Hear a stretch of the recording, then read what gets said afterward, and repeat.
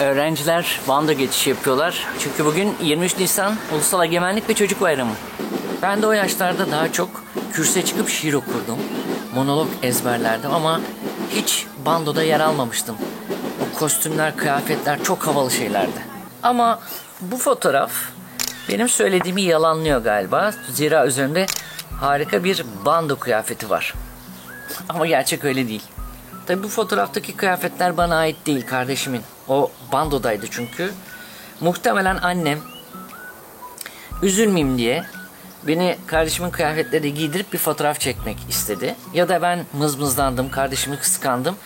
Aman hevesini al, giy, fotoğrafını çekeyim de bitsin demiş de olabilir. Anneme o zamanlar, o yaşlarda çok gıcık edebiliyorduk çünkü. Ama gerçekten havalı bir kıyafetmiş. Yine de bir bandonun içinde o asayı sallamak, bir trompet çalmayı isterdim doğrusu. Ben İstanbul Bebek'te doğup büyüdüm. Anne babamın ilk göz ağrıydım. İlk torundum. Dolayısıyla çok sevilirdim. Ayrıca çok sevimli bir çocuk olduğumu da söylerlerdi.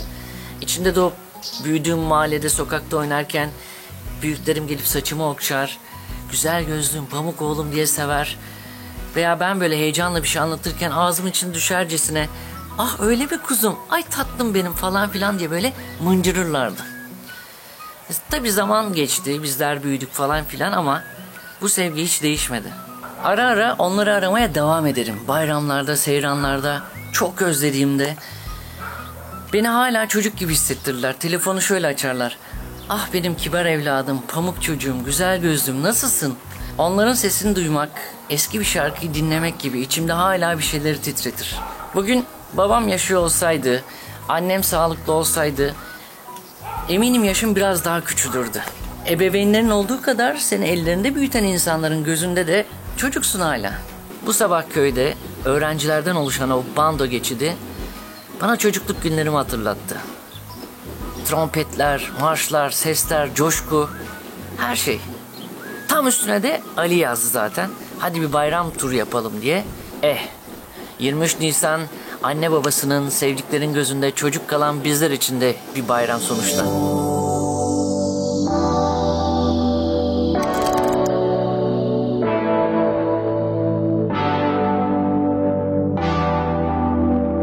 İşte biz de bugün 23 Nisan sebebiyle Ali ile kısa bir tur yapmayı planlıyoruz. Nereye gideceğimizi bilmiyoruz ama şimdi ona karar vereceğiz. Zaten Ali de geldi.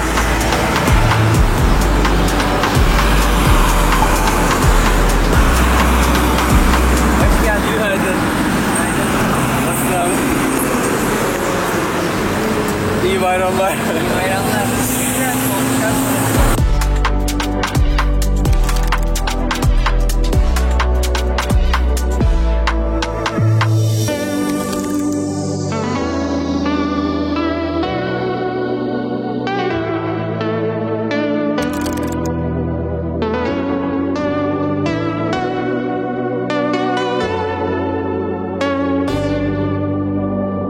Bitez'de küçük bir kahve dükkanında mola verdik. Kahvelerimizi içerken Ali'ye sordum: "Bugün ayrıca bir yıl dönümü kutluyoruz, bunu hatırlıyor musun?" diye.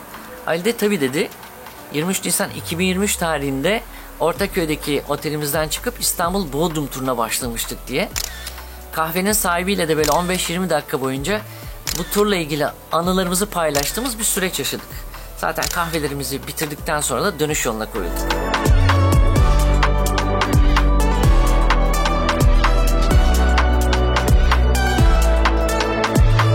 Bitez'in adliye kavşağında Ali ile ikimiz iki şen çocuk gibi mutlu mesut bir şekilde yollarımızı ayırdık. Evlerimize doğru yola çıktık. Ama bugün yaptığım turda bağların, bahçenin arasında dolaşırken hep o çocukluğum aklıma geldi. Benim güzel gözlü oğlum, pamuk yavrum, ah benim kibar evladım. Yani 52 yaşında bile insan kendini çocuk hissedebiliyor. Eve geldiğimde yorgun ama çok mutluydum. İçimdeki çocuk yaşıyordu. Bir çocuk bayramını kutlamak için de bisiklet en güzel şey bence. 23 Nisanlarda çocukları makam koltuklarına oturtmak yerine siyasetçileri, politikacıları çocukların ortamına getirmek çok daha güzel olurdu. 1920'den beri her 23 Nisan sadece çocuklara değil, çocuk kalmayı başarabilmiş herkese armağan. Bu nedenle Atatürk'ü büyük minnet, sevgi ve özlemle anıyorum. Tüm aksi girişimlere rağmen Bu topraklarda büyümek, özgürce düş kurmak, çocuk kalabilmek savunmamız gereken önemli bir kale. Bunun için önce çocuklarımız adına mücadeleye devam etmek gerekiyor. O halde bir sonraki videoda görüşmek üzere. Lütfen kendinize çok iyi bakın, çocuk kalmaya devam edin, hoşça kalın.